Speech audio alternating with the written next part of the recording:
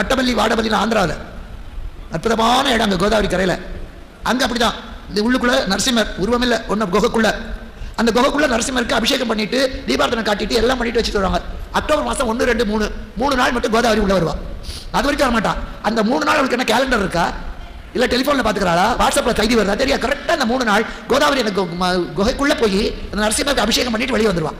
இப்போ இங்கே தண்ணி வந்துட்டு வெளியே போகும்போது இதெல்லாம் அடிச்சுட்டு தான் போகும். பெரிய அலையோட தண்ணி வந்து இங்கேருந்து போகிற போது நெருமிச்ச மிளகா வச்சிருக்கிறது எல்லாத்தையும் அடிச்சுட்டு போகும். ஏற்றி வச்ச விளக்கு அப்படியே இருக்கும், தூபக்கால் அப்படியே இருக்கும், ஒன்று கூட அசையாது. வருஷத்தில் 3 நாள் இப்போவும் அங்கேயே மட்டபள்ளி வாடபள்ளி பானக நரசிம்மர் அப்படி வாய் திறந்துருக்கும். பானகம் வெள்ளத்தை போட்டு சுக்கு போட்டு கரைச்சி வச்சிருப்பாங்க. இவ்வளோ பெரிய அண்டாவில் பானகம் வச்சிருந்தாலும் அந்த பானகத்தை வாயில் ஊற்றிட்டே இருப்பாங்க. பாதி தான் போகும். இவ்வளோ பெரிய அண்டாவில் இருக்கிறதுல பாதி தான் போகும். பாதி பானகம் பிறந்த கலகலகலன்னு சத்தம் கேட்கும். இந்த குழந்தை வேண்டாம் துப்பு பார்த்தீங்களா, அந்த மாதிரி கலகலகலன்னு வெளியே வந்து நிறுத்திடுவாங்க. சரி, ஒரு அண்டாவில் கரைச்சா பாதி அண்டா உள்ள போகுது இல்லை, எனக்கு சக்தி இல்லை, நான் ஒரு செம்பில் பானகம் கரைச்சிட்டு போகிறேன். பாதி அண்டா பானகம் உள்ள போன வாயில் ஒரு செம்பு